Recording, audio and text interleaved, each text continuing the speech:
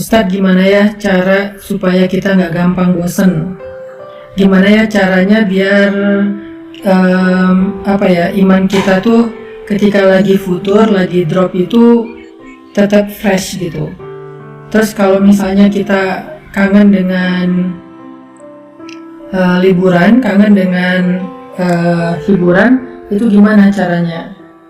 Nah, di sini saya pengen nyampein bahwa iman, perasaan, fisik, tenaga kita itu fitrah kehidupan di dunia itu kayak gitu. Yazidu wa yanqus. Dia kadang-kadang menjadi kuat, kadang-kadang dia menjadi lemah. Itulah fitrah dari kehidupan manusia. Terus gimana cara kita menyikapi fitrah yang kayak gini? Ketika kita lagi kuat, ketika kita lagi mood, ketika kita lagi bugar, itu pasti semuanya jadi mudah. Tapi pas kita imannya lagi lemah, perasaannya lagi bete, tenaganya jadi dalam keadaan mager, malas gerak, lemes banget, pegal-pegal, apa yang harus kita lakukan? Ada beberapa hal. 1, butuh vitamin, butuh makan, butuh nutrisi. 2, kadang-kadang kita butuh terapi, kita butuh pijat, kita butuh spa, kita butuh relaksasi. Dan yang 3, kita butuh olahraga, gerak, supaya endorfin kita bertambah, sehingga kita jadi lebih fresh dan segar lagi. Itu adalah kondisi fisik kita. Dan ternyata kondisi iman kita tuh sama dengan kondisi fisik. Iman itu ketika lemah, dia itu butuh nutrisi. Ketika lemah, dia itu butuh vitamin. Ketika lemah, dia itu butuh makan. Nah, pertanyaannya, apa nutrisi iman? Apa vitamin iman? Apa makanannya iman supaya dia kuat lagi? Ternyata kata para ulama, nutrisi iman itu adalah tafakkur. Sebagaimana nutrisi perasaan itu mencari hiburan, maka nutrisi iman itu adalah tafakkur. Apa itu tafakkur? Tafakkur itu memikirkan tentang kebesaran Allah. Itu nutrisi iman. Inna fi khalqis samawati wal ardi wa ikhtilafil laili wan nahar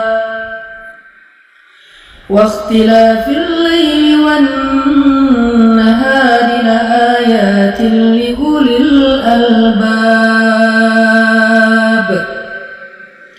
alladhina yadhkuruna Allaha qiyaman وقعودا وعلى جنوبهم ويتفكرون في خلق السماوات والأرض ربنا ما خلقت هذا باطلا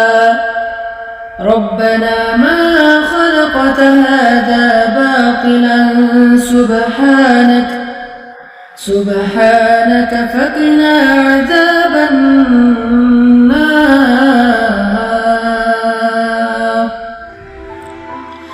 Allah Subhanahu wa Ta'ala berfirman, sesungguhnya di dalam penciptaan langit dan bumi dan di dalam silih bergantinya malam dan siang terdapat bukti-bukti tentang kebesaran Allah bagi orang yang cerdas, orang yang berakal, yaitu orang yang selalu mengingat Allah dalam keadaan berdiri, duduk, dan berbaring, dan mereka senantiasa memikirkan tentang kebesaran Allah dalam ciptaan-ciptaannya, seraya berkata, Maha Suci Tuhan kami, tidaklah Engkau menciptakan ini sia-sia, maka peliharalah kami dari azab api neraka. Di ayat ini tuh Allah lagi nyuruh kita untuk lebih sering tafakur. Wa yatafakkarun. Tafakur itu dari kata fikir. Fikir itu jadi bahasa Indonesia, pikir. Jadi nutrisi iman itu adalah mikir. Nutrisi iman itu adalah memikirkan, merenungkan, menghayati, menalar, memperhatikan kebesaran-kebesaran Allah di dalam ciptaannya. Bertafakur itu nggak butuh modal. Kita bisa keluar sebentar, ngelihat langit, di situ kita bisa tafakur. Kita bisa nonton Nat Geo tentang misalnya animal, tentang planet, tentang earth, tentang apa misalnya people atau apalah tentang kehidupan. Di situ kita bisa tafakur tentang betapa Allah itu agung banget ya, menciptakan segala sesuatu dengan sangat-sangat sempurna. Yang di dalamnya itu semuanya ada ayat, ada bukti. Bukti Allah Maha Pencipta, bukti Allah Maha Kuasa, bukti Allah Maha Mengatur, bukti Allah Maha Raja, bukti Allah yang Maha memberi rezeki, memelihara. Di situ ada banyak bukti. Sehingga dengan kita merenungkan secara serius, kita mikir, insya Allah itu akan menjadi nutrisi dalam hati atau iman kita. Tafakur. Lalu setelah kita berpikir, tafakur, hasilnya itu harus menjadi iman. Apa maksudnya? Semakin sering kita mikirin tentang kebesaran Allah, harusnya semakin kita yakin sama Allah. Kalau kita tahu Allah itu Maha Mengatur, Maha Memberi rezeki, kenapa kita khawatir? Kenapa kita berputus asa? Kenapa kita kayak nyerah gitu? Kenapa kita ragu? Kenapa kita nggak mau ngapa-ngapain? Kenapa kita akhirnya kayak mundur? Padahal kita yakin Allah yang Maha Memberi rezeki dan Allah yang Maha Mengatur. Kenapa kita harus khawatir? Itu namanya tajdidul iman, memperbaharui iman. Sehingga kalau kita dengan mudah bisa mentafakuri tentang bukti kehebatan seseorang di balik suatu produk, di balik suatu karya, harusnya kita bisa lebih mudah mengagumi Allah yang punya karya-karya yang maha besar di alam semesta.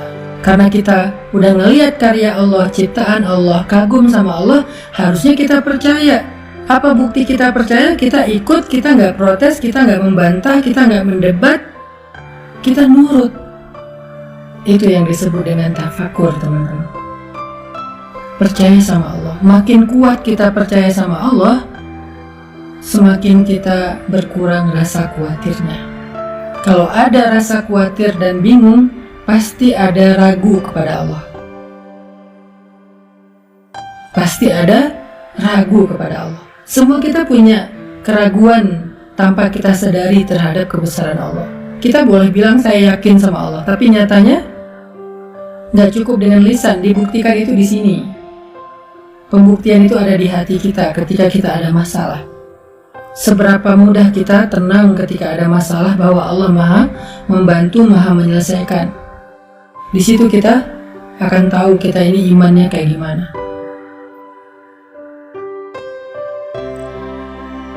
Sehingga keraguan itulah yang mengganggu kita. Keraguan itulah yang membuat kita gak nyaman. Keraguan itulah yang membuat kita mengeluh. Keraguan itulah yang membuat kita menyesal dengan satu kebaikan. Keraguan itulah yang membuat kita galau. Keraguan itulah yang membuat kita berputus asa. Sehingga salah satu cara untuk mengurangi keraguan kita, mengikis keraguan kita terhadap Allah adalah tafakur. Kekaguman, keyakinan, ketenangan. Untuk bisa kagum, kita harus mikir, kita harus melihat bukti-bukti Allah itu Maha Agung. Setelah kita melihat, mikir, merenungkan, kita jadi yakin sama Allah. Semakin kita yakin, semakin kita tenang dalam hidup. Kita yakin Allah yang menentukan jodoh, kita tenang soal jodoh. Kita yakin Allah yang menentukan rezeki, kita tenang untuk mencari rezeki, gak khawatir. Kita tugasnya hanya ikhtiar yang halal, Allah yang menentukan. Kita yakin Allah yang Maha menyembuhkan, kita tenang melewati ujian sampai kita diberikan kesembuhan.